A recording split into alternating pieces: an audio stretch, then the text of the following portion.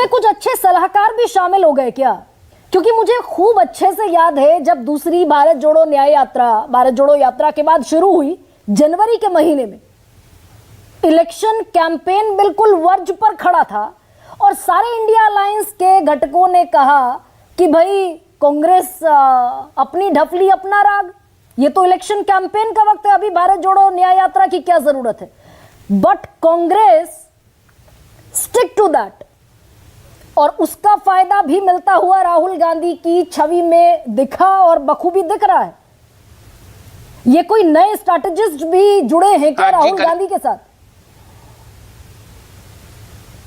जी गरिमा, देखिए, आप सलाहकारों को श्रेय दें या उसको क्रेडिट उनके ऊपर, जब राहुल गांधी अच्छे तरीके से जनता के बीच में अपने स्थान नहीं बना पाए थे तो दोष दें, मुझे लगता है ये थोड़ा सा बेईमानी चीज होती है। बात दरअसल एक व्यक्तित्व की बात आती है और जहां हम राहुल गांधी की बात कर रहे हैं वो 2004 से जब से वो सक्रिय राजनीति में आए हैं, एक उनमें एक दृढ़ निश्चयता है और वो एक उनका एजेंडा है। मैं ये नहीं मानता कि उनके पास कोई प्लान नहीं है, कोई विजन नहीं है, उनके पास सब कुछ है, प्लान, विजन, और उसके ऊपर वो टिके हुए हैं। कांग्रेस जन ने जो, मतलब सोनिया गांधी की कांग्रेस थी और उस समय की यूपीए के सत्ता के बाद की कांग्रेस थी, उसके अलग अलग उनके मत थे हिंदुत्व को लेकर और बहुत सारे मुद्दों को, अर्थव्यवस्था को लेकर उन्होंने राहुल गांधी को ऊपर एक तरीके के एक लुका छुपी का एक खेल भी हुआ पूरा कांग्रेस की अंदरूनी राजनीति में। लेकिन राहुल गांधी अपने सोच से, अपने विचारधारा से वो खिसके नहीं। देखिए गरिमा, उनके व्यक्तित्व बहुत ही सिंपल है। उनका एक मानना यह है, फर्स्ट डिजर्व देन डिजायर।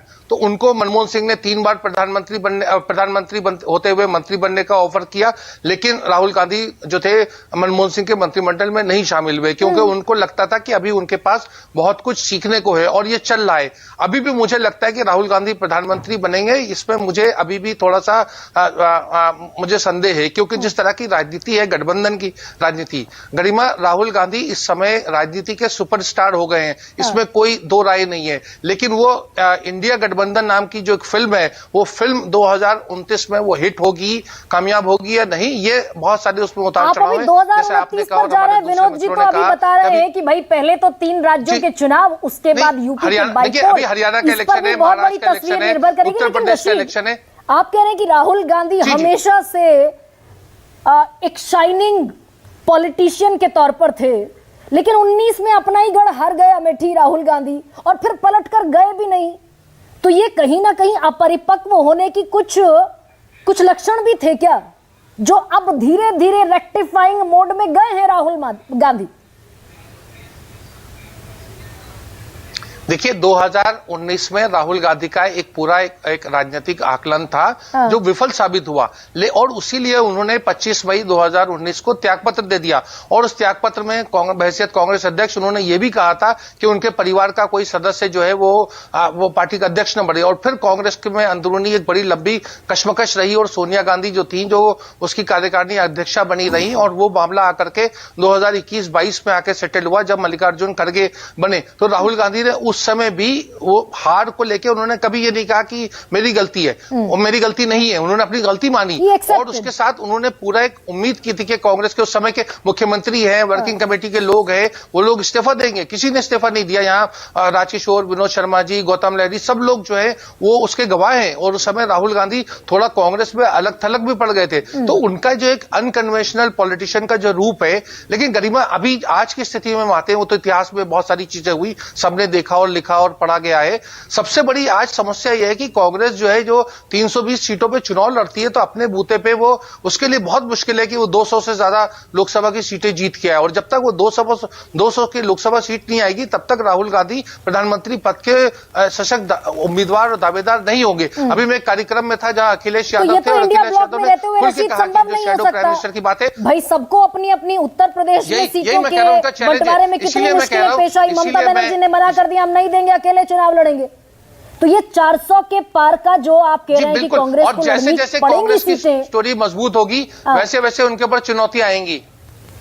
देखिए, उनके प्रधानमंत्री का रास्ता जो है, जिसको आप आसानी से बता रही है कि अब उस लाइन पे आ गए, वो उतने ही ज्यादा चुनौती होगी। और चुनौती उनके विरोधियों से नहीं होगी, विरोधी तो उनकी मदद कर रहे हैं। चुनौती उन्हें अंदर से आएगी, इंडिया अलायंस से अंदर आएगी। जिस दिन वो बहुत ज्यादा सशक्त हो जाएंगे, उस दिन आप देखिएगा, घटक दलों का मैं नाम नहीं लेना चाहता, लेकिन एक एक करके सब उनको चुनौती देंगे। फिर तो विनोद जी, इंडिया गठबंधन ये फिर तितर बितर होता दिखेगा। अखिलेश यादव कहेंगे कि भाई यूपी हमारी टेरिटरी, हम नहीं देंगे सीटें। ममता बनर्जी कहेंगी बंगाल हमारी टेरिटरी, सिर्फ बीजेपी को हम हरा सकते हैं। ये एक और चुनौती है क्या? सर अनम्यूट कीजिए प्लीज। हाँ, मैंने कहा राशिद बड़ा सख्त अंपायर है। हाँ, पहले 100 की बात करते थे लोग हाँ, कि कांग्रेस आवाज की बढ़ाइए जब तक जरा 100 विनोद नहीं जी। आएगी बीजेपी रुकेगी नहीं, और अब कह रहे हैं कम से कम 200 नहीं आएगी तो पीएम नहीं बनेंगे। देखिए मेरी बात सुनिए, अभी हाल ही के दिनों में अगर आपने ध्यान से वक्तव्य देखे हों, पढ़े हों, तो एक कोशिश हो रही है बीजेपी की तरफ से कि अखिलेश यादव और राहुल गांधी में मनमुटाव पैदा कर, और कुछ लोग बाखूबी ये कह रहे हैं कि अखिलेश जो हैं वो बेहतर तरीके से अपनी बात रख रहे हैं सदन में, और राहुल जो है वो झुंझला के रख रहे हैं। और दूसरी बात की भाई इन दोनों में आपस में फाइनली विरोधाभास होगा। देखिए ये जो सारे इकट्ठे हुए हैं, एकजुट हुए हैं, ये एंटी कांग्रेसिज्म के चलते नहीं हुए, एंटी बीजेपीज्म के चलते हुए हैं। 90s में जब राम टेम्पल मूवमेंट शुरू हुआ, थोड़ा हिस्टोरिकल पर्सपेक्टिव देख लेते हैं, तो दो बड़े नेता